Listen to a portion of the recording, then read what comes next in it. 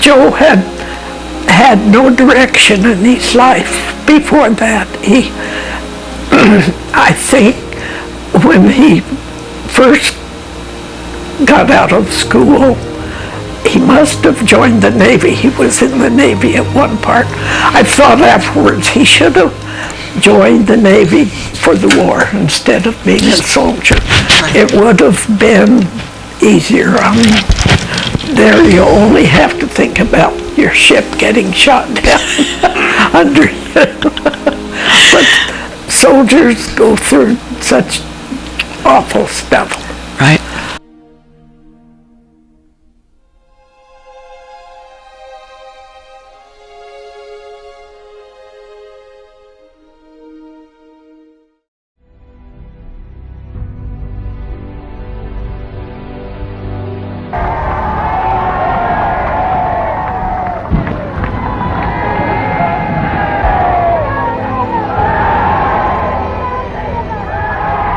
The settlement of the Czechoslovakian problem, which has now been achieved, is, in my view, only the prelude to a larger settlement in which all Europe may find peace.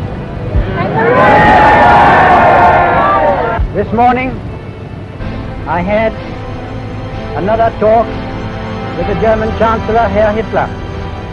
And here is the paper which bears his name upon it as well as mine.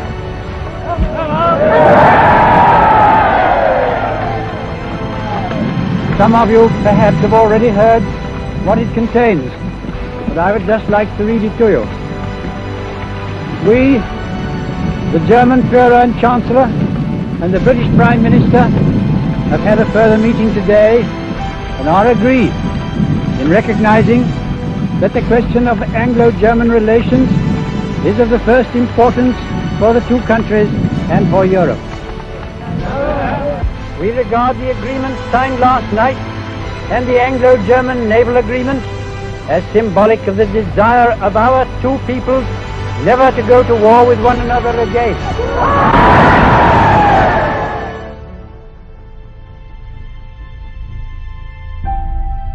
Okay, the American Expeditionary Force.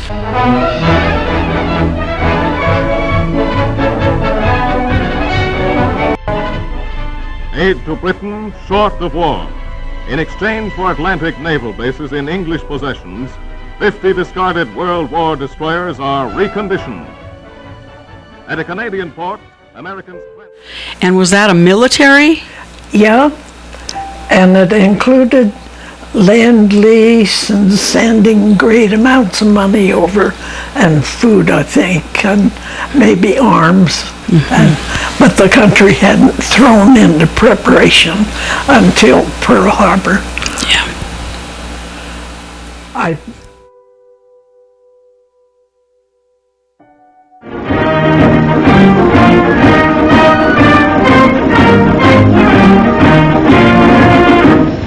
Another war, not for me. This time America should keep out, and I know I will. If war breaks out in Europe, I think that this country should heed the advice of its first president and avoid all foreign entanglements. I haven't the slightest idea of European affairs. In the event of war in Europe, I think we should stay out of it entirely. And all our efforts should be made to keep out of the fight. Let Europe fight her own battles. They mean nothing to us. We should mind our own business. By all means, no. Yes, fight. No. No. Yes. If my country calls, yes. No!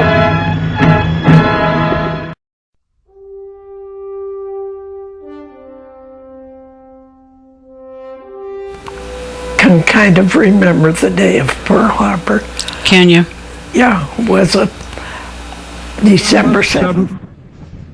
1941, a date which will live in infamy. A beautiful, warm, balmy day. And we must have had a radio. The United States of America was suddenly and deliberately attacked by naval and air forces of the Empire of Japan. Of course, it took the town by storm, people. It is Joe's. I remember he had a cousin. I never knew what cousin, but he felt awful that day because his cousin was on the Arizona. And you probably remember that the Arizona was in the attack.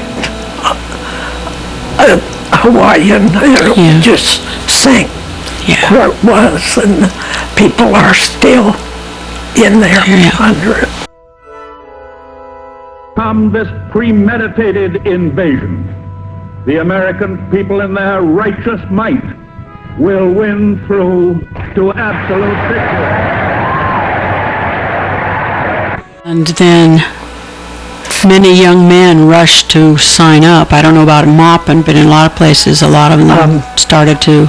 Some in that basket is Joe's, the day Joe had to sign up for the draft. So then he got called to go into the Army, and that was... Pearl Harbor was December, and he left the middle of March. Men from the green hills of New England, the sun-baked plains of the Middle West, the close-packed streets of Manhattan, Americans fighting. Fighting for their country while half a world away from it. Fighting for their country, and for more than their country. Fighting for an idea. The idea bigger than the country. Without the idea, the country might have remained only a wilderness. When he went into the Army in 42, it turned out that he had a real aptitude for radio. He learned the key and the Morse code and that, and was running big radios that had to be tuned in to keep contact from the headquarters and between the communications. That was his expertise.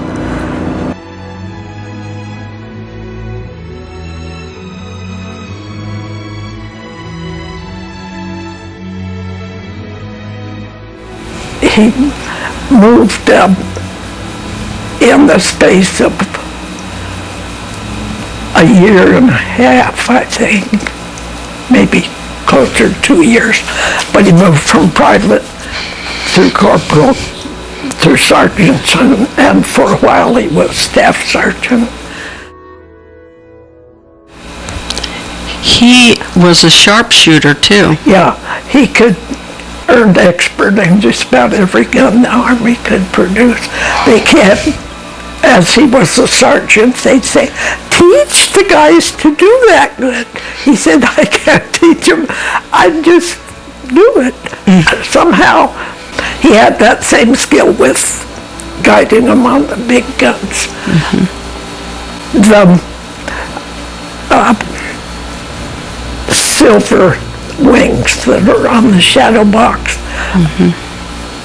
are a prize because that sterling silver, that's why it's colored so.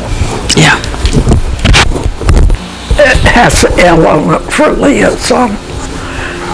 And his skill on that was they would fly him in planes maybe 8,000 feet with his radio, and in the war games, one side would be here, way over out of sight would be the one they were presumably supposed to be killing, and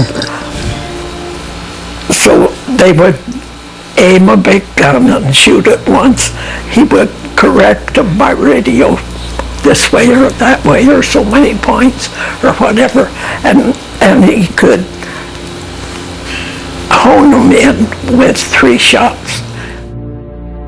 One time there was a batch of visiting generals that he had to perform for on that. And they said, if we had you and we could teach, and you could teach men how to do that, we could get this war over with. Of course, that's an exaggeration. Right. It was a skill that he just couldn't teach it. Yeah.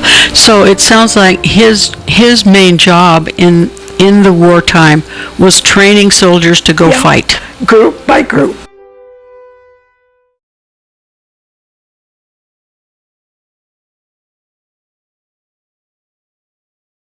During his time in Texas, CO called in 9 other guys and Joe and said, you're going on a trip. So he said, you'll be flown to a battle zone. And this is what Joe said when he snatched a minute to write me a letter. He said, now don't be scared what I'm going to tell you, because you have nothing to worry about. He says, well, most of his concern was that I would keep writing. They were going to be gone 10 days or 2 weeks, and he wanted me to keep writing so he'd have a bunch of letters when he got back.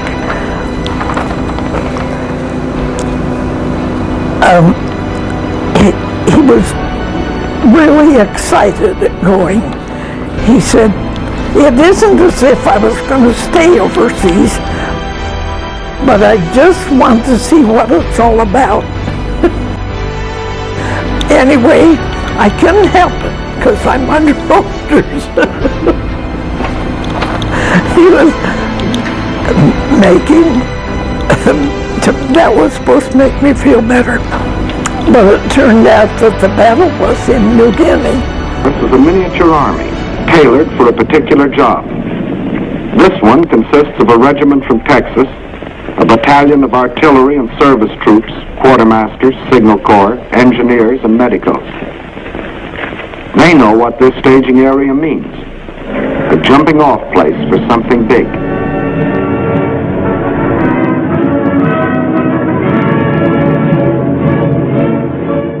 He didn't, when he wrote this letter, he didn't know where it was going. They had to promise not to take paper or pen or pencil or anything.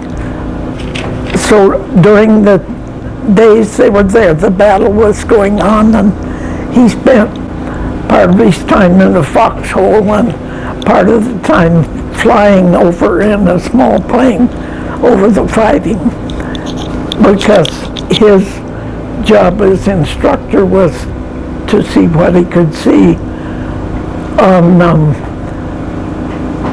communications. That was his expertise. And so they went, and he survived it. So either in that trip or in the Philippines is when he got malaria.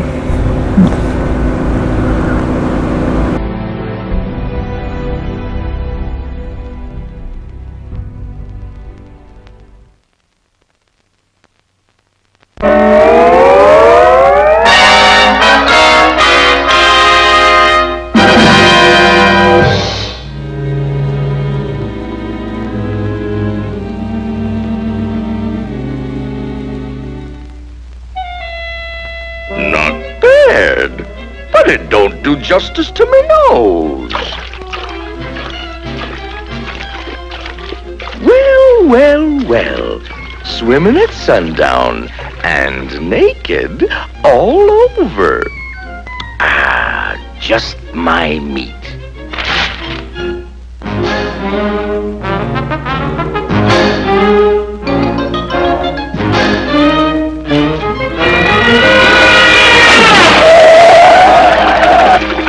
Why, it's Snafu. I never forget a face.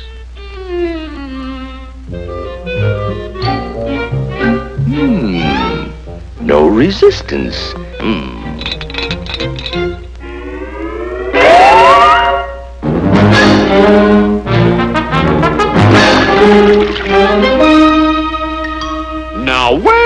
that little son of a gun go? Because when you get in hot, moist places, it brings out. You have a flare up, yeah. This was a good climate to come home to because he'd only get it sometimes here, but it's some chills and fever. Fever and ague. You can take malaria. That's about it. Quinine. Yeah, take quinine.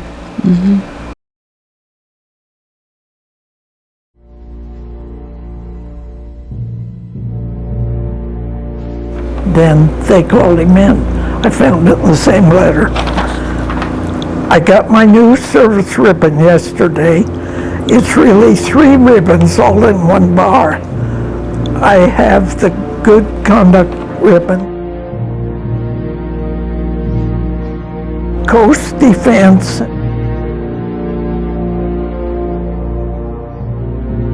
and China Service. I have one more to get, and that's the Asiatic ribbon. That would be the China part.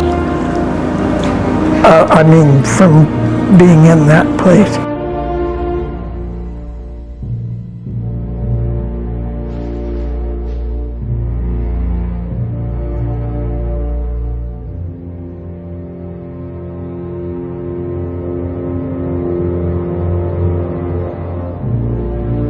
The coastal defense was for the day and night at Camp Cook, California, when they sat on the beach waiting to see if a Jap ship was going to try and make a landing, but it didn't. Camp Cook was a cold camp, and he said that night was cold out there. Didn't know when the ship was coming in. The ship, no one ever breached our shores. No.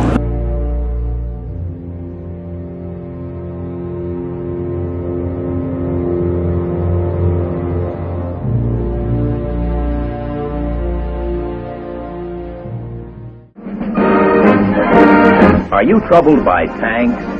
Do the pests get in your foxholes, mess up your bivouac, or menace your installations?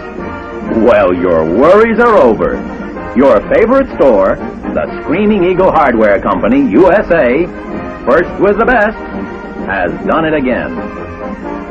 The newest and best tank eradicator on the market, the M10 Tank Destroyer, guaranteed, and I do mean guaranteed, to blast the last swastika off any tank she meets. Easily accommodating its crew of 5, the new M10, affectionately known as the Little Beauty, handles with the ease of a kiddie car. And with her new improved bogies, rough terrain becomes smooth as highway.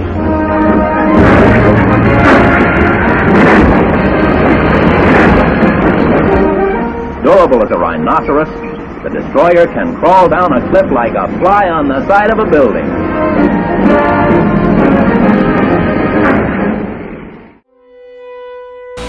Most of his Army time was spent in Camp Hood, Texas, and a big training place. Now it's Fort Hood. Yes. It's still there.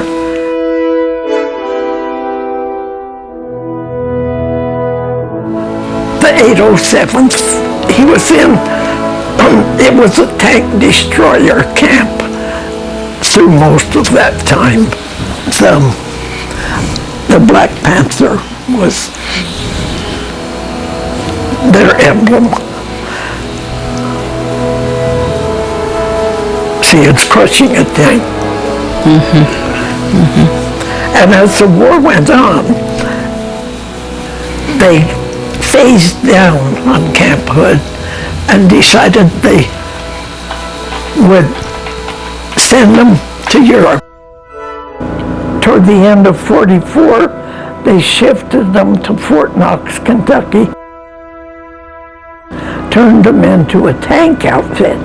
So from learning how to destroy tanks, they moved them to be a tank outfit, and were ready to send them over to Europe.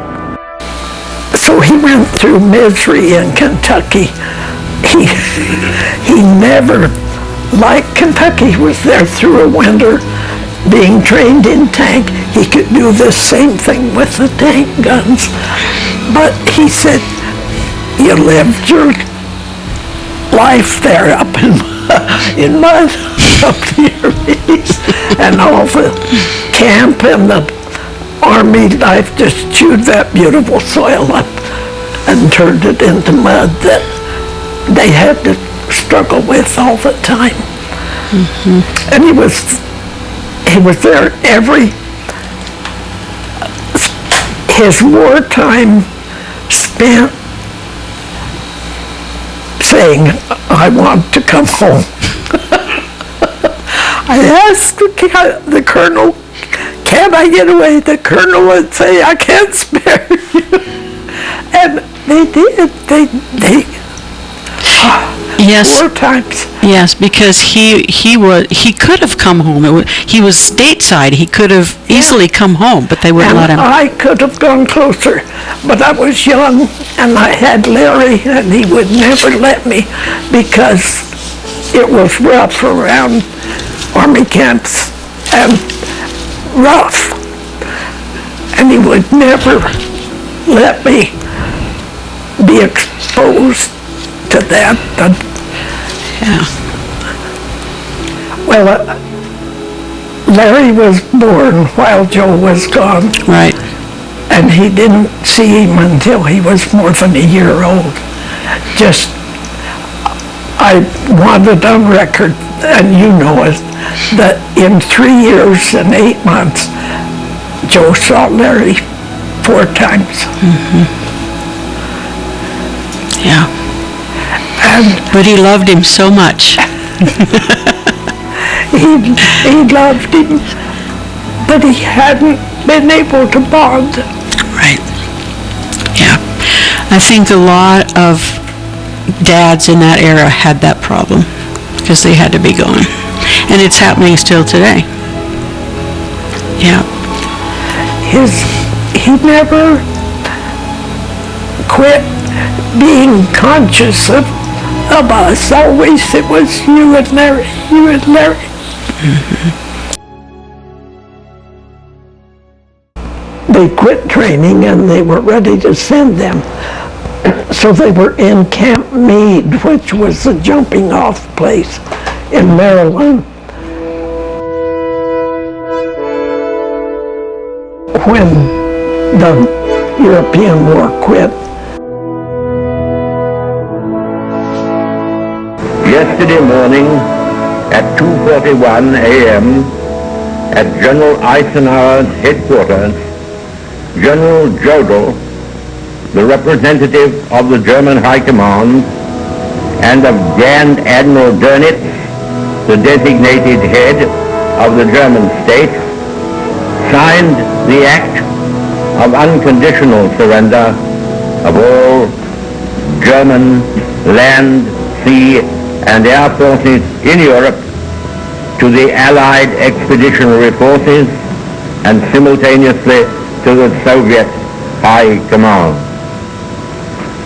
Hostilities will end officially at 1 minute after midnight tonight, Tuesday, the 8th of May. We may allow ourselves a brief period of rejoicing. Today is Victory in Europe Day. Long live the cause of freedom. God save the King. European War quit. They took them, shipped them clear across the country, and sent them to the Pacific. And Truman announced the official surrender. This is a solemn but glorious hour. I wish that Franklin D. Roosevelt had lived to see this day. General Eisenhower informs me that the forces of Germany have surrendered to the United Nations. The flags of freedom fly all over Europe.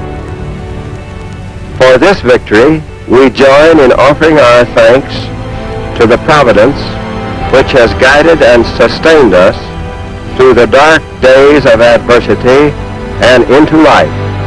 Much remains to be done. The victory won in the West must now be won in the East. The whole world must be cleansed of the evil from which half the world has been free. United, the peace-loving nations have demonstrated in the West that their arms are stronger by far than the might of dictators or the tyranny of military cliques that once called us soft and weak. The power of our peoples to defend themselves against all enemies will be proved in the Pacific War as it was proved in Europe. They put them on a train and sent them across the nation and sent them to the Philippines. Fighting was still going on in the Philippines. And it was, he was in Leyte and Panay and Manila and forgot the other island. It was on one of those. He warned, my letters straggled in, but I could piece things together a little. Censorship was on, so he warned me that I wouldn't be hearing from him for a while. And during that time, they went on an active battle and later he admitted he had several close calls. And as it progressed, say much about when this war's over, I'll come home. So the censor must have got tired of reading that. Yeah. But so he was only overseas from June in 45 until we came home.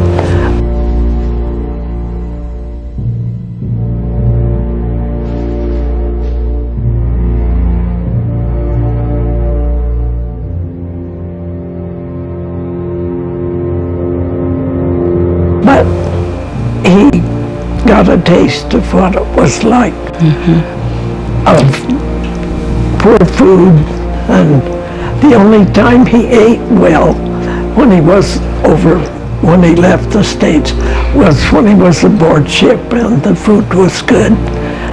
But the sailors could have ice cream and whatever, and the troops could not.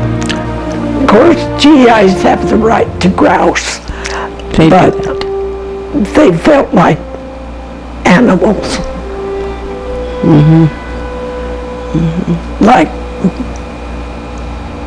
slaves.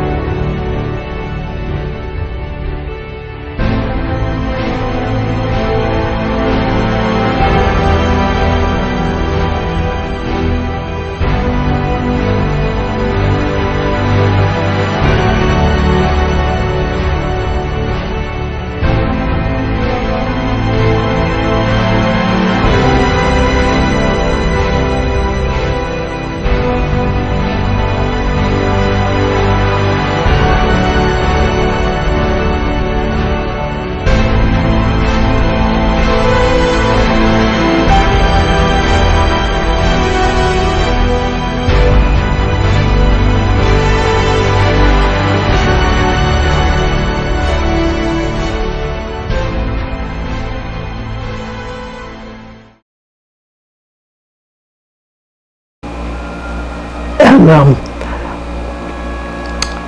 so after the bomb fell, afterwards he could tell me that if the bomb hadn't fallen, by this time I'd be on a ship going a different direction to Japan. The world will note that the first atomic bomb was dropped on Hiroshima, a military base. We won the race of discovery against the Germans. We have used it in order to shorten the agony of war, in order to save the lives of thousands and thousands of young Americans. We shall continue to use it until we completely destroy Japan's power to make war.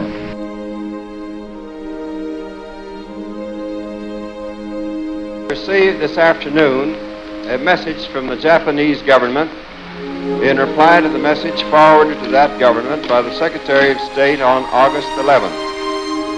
I deem this reply a full acceptance of the Potsdam Declaration, which specifies the unconditional surrender of Japan. In the reply, there is no qualification.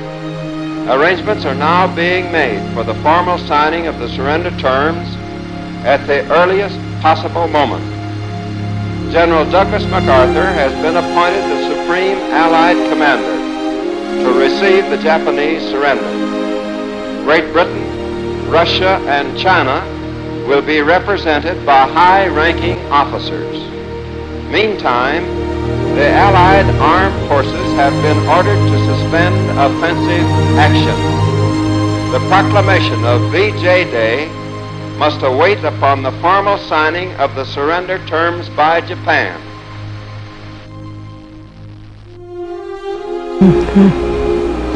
And they sent them to Korea then, because Korea had been occupied by the Japanese for 35 years. Yeah.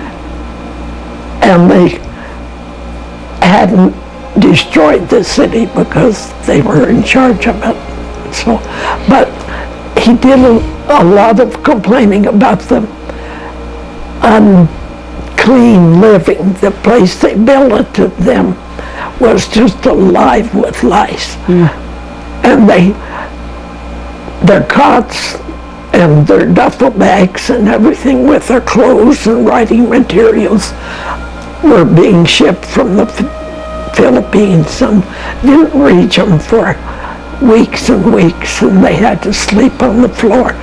Well, I better hit the floor and give the lice a feed.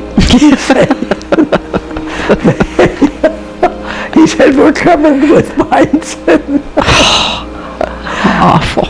But it's kind of odd, after all the gun training and stuff he had, when he went over there, he was put in the signal company and back to the basic radio.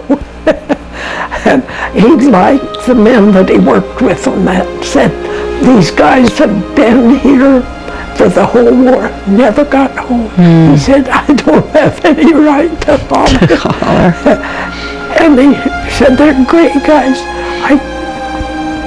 If it weren't for you and Larry, I wouldn't mind re-enlisting and staying on with them.